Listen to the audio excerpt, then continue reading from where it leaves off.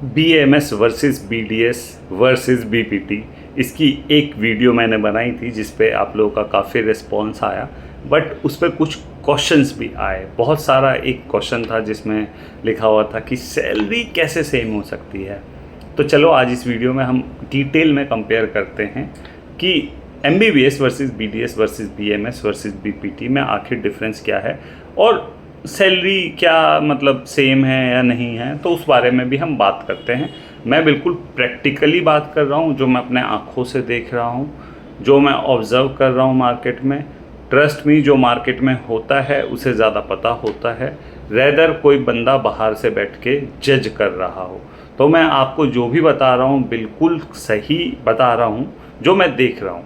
हो सकता है कि जो आप देख रहे हो शायद आपके सराउंडिंग में वैसा नहीं हो, क्योंकि मैं एक डॉक्टर हूँ, मैं as a dental surgeon practice कर रहा हूँ एंड मेरे काफ़ी फ्रेंड्स हैं जो फिजियोथेरेपिस्ट भी हैं, काफ़ी फ्रेंड्स हैं मेरे पास जो MBBS MD भी हैं। तो सबसे जो मैं एनालाइज कर रहा हूँ डेटा वही आप लोगों के साथ शेयर कर रहा हूँ, सो दैट आपके लिए बेनिफिट हो फ्यूचर सेलेक्ट करने के लिए। तो सबसे पहले हम बात कर लेते हैं MBBS का करंट ट्रेंड क्या है। हमेशा की तरह आज भी 2025 इनफैक्ट 2026 में भी जो है MBBS टॉप प्रायोरिटी होगी लोगों की। उसका रीज़न है जॉब सिक्योरिटी। कोई भी कैरियर जो है वो सेलेक्ट करता है जॉब सिक्योरिटी के लिए, और उसका रीज़न ये है कि एक MBBS करने के बाद जो हॉस्पिटल वाले होते हैं, कार्डियोलॉजी पेशेंट भी वो हैंडल कर सकता है, छोट मोट काम कर सकते हैं। मतलब अगर डेंटल का भी कोई इमरजेंसीज आ गई तो इमरजेंसीज हैंडल करने के लिए उनको ट्रेनिंग दी जाती है, और आप easily 70-80,000 average salary as a fresher मान सकते हो, जो कि वेरी करती है। अगर मैं प्राइवेट सेक्टर की बात करूं तो प्राइवेट सेक्टर में 40-50 हज़ार मिल सकते हैं, और अगर मैं बात करूं गवर्नमेंट सेक्टर में तो 1 लाख के आसपास आपको सैलरी मिल सकती है। उसमें भी कई तरीके का होता है, कॉन्ट्रैक्ट बेसिस होता है, परमानेंट बेसिस होता है, तो उतनी डिटेल में नहीं जाते हैं। एंड बेनिफिट ये है कि MBBS करने के बाद करियर सिक्योर होता है आपका। अब MBBS करने के बाद मान के चलो आपका मन नहीं किया क्लिनिकल प्रैक्टिस का, तो नॉन क्लिनिकल में भी जा सकते हो। नॉन क्लिनिकल में भी अगर एज अ MBBS डॉक्टर आप जाते हो तो 70-80,000 आप इजीली एक्सपेक्ट कर सकते हो। इनफैक्ट उससे ज़्यादा भी मिल सकती है। और वहीं आपने कोई ऐसा AI वगैरह मशीन लर्निंग सीख ली तो आप अगर गए तो आपका आराम से मतलब 40-50 लाख का पैकेज मिलता ही मिलता है नॉन क्लिनिकल में। अब बात करते हैं BDS, BMS, BPT की।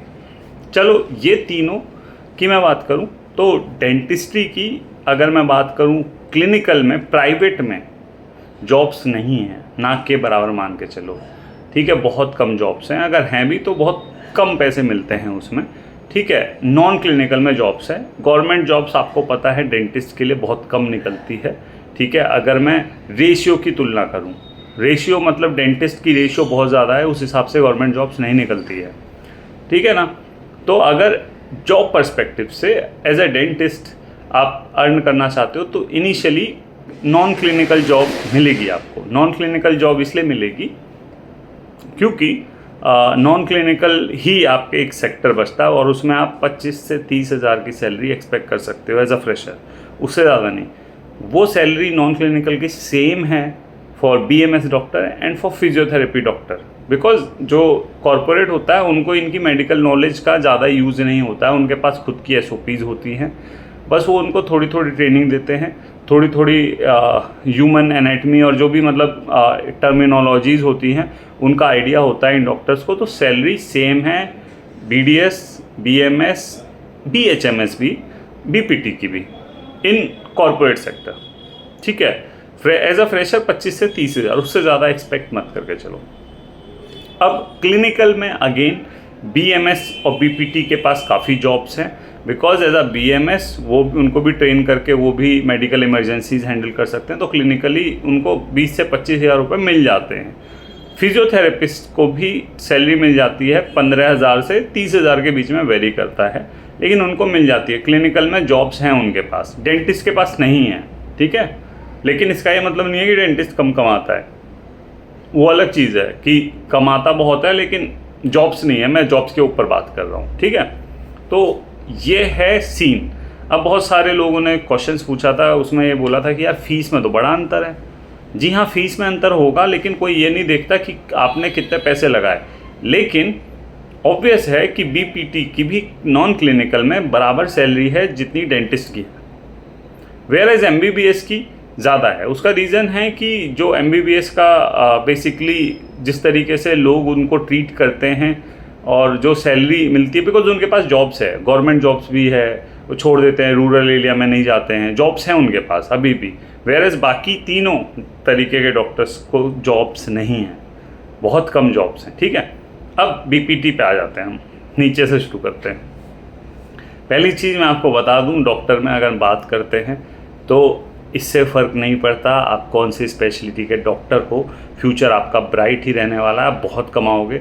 अब अगर आपके कमर में दर्द है तो एज अ डेंटिस्ट मैं उसका ट्रीटमेंट नहीं कर सकता, मुझे फिजियोथेरेपिस्ट के पास जाना ही पड़ेगा, है ना। अगर किसी को ऐसा लगता है कि भाई फिजियोथेरेपी की वैल्यू कम है, वो बिल्कुल गलत है ना। अब जिनका लॉन्ग टर्म रन में जो ट्रीटमेंट चल रहा है, जैसे बहुत सारे पेशेंट्स को डायबिटीज़ हो जाती है या हाइपरटेंशन है, बहुत सारे पेशेंट आयुर्वेदिक ट्रीटमेंट की तरफ जाते हैं, तो वहाँ पे बीएमएस को एमबीबीएस भी बीट नहीं कर सकता, ना ही डेंटिस्ट बीट कर सकता। सेम अगर दांत में दर्द है तो एमबीबीएस एमडी कोई भी हो, वो डेंटिस्ट ही ठीक कर पाएगा। So doctors are equal irrespective of what they are earning. ठीक है, बस ये एक है कि एमबीबीएस को हर जगह फिट किया जा सकता है, इसलिए उनकी सैलरी जो है ज़्यादा मिल जाती है।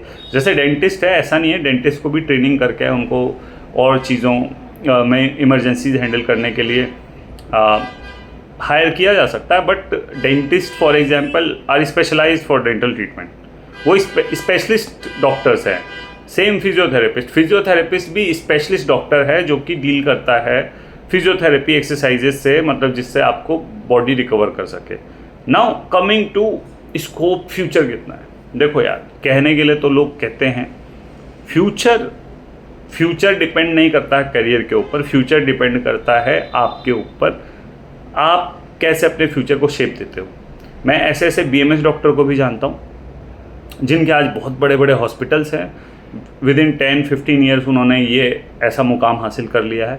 ऐसे फिजियोथेरेपिस्ट को भी जानता हूँ जिनके मल्टीपल जो है रिहैब सेंटर्स हैं। ऐसे डेंटिस्ट को भी जानता हूँ जो महीने का 10-15 लाख रुपए तो बड़े प्यार से कमाते हैं, है ना। तो ऐसा नहीं है, और मैं ऐसे लोगों को भी जानता हूँ जो फेलियर हैं। So it depends on you, आपके ऊपर ही डिपेंड करता है कैरियर। एंड मुझे ऐसा फील होता है कैरियर आपको चूज़ करना चाहिए दो पर्सपेक्टिव से। नंबर 1 जॉब पर्सपेक्टिव से, वो बहुत ज़रूरी है। भले मैं जो है आपको फील होता होगा कि नहीं यार जॉब पर्सपेक्टिव नहीं होना चाहिए, मतलब ठीक है ना, अपना पैशन चूज़ करो। नंबर 1 जॉब, क्योंकि यार शुरू में पैसे की ज़रूरत पड़ती है, उसके लिए जॉब करनी पड़ती है। Second is passion. अगर इन दोनों के कॉम्बिनेशन में कोई करियर आपका फिट बैठ रहा है तो फिर आप चूज़ कर सकते हो। But still in case of job security MBBS अभी भी बहुत आगे है बाकी कोर्सेज से। बट इसका ये मतलब कतई नहीं है कि एज अ डेंटिस्ट और एज अ फिजियोथेरेपिस्ट और एज एन आयुर्वेदिक डॉक्टर या होम्योपैथिक डॉक्टर अगर आप बने हुए हो तो आपका करियर गड्ढे में, ऐसा बिल्कुल नहीं है। You can achieve a lot, and इसलिए मैं कहता हूँ कि अपने हिसाब से आप चूज़ कीजिए। आई होप आपको वीडियो पसंद आया। वीडियो पसंद आया तो प्लीज़ लाइक कीजिएगा, और आप कमेंट करके अपने सवाल या अपना ओपिनियन रख सकते हो। मुझे भी अच्छा लगता है जब कोई कमेंट करता है, सवाल पूछता है। सो एंड प्लीज़ वीडियो को लाइक कीजिएगा और चैनल को सब्सक्राइब कीजिए। तब तक के लिए टेक केयर, बाय बाय।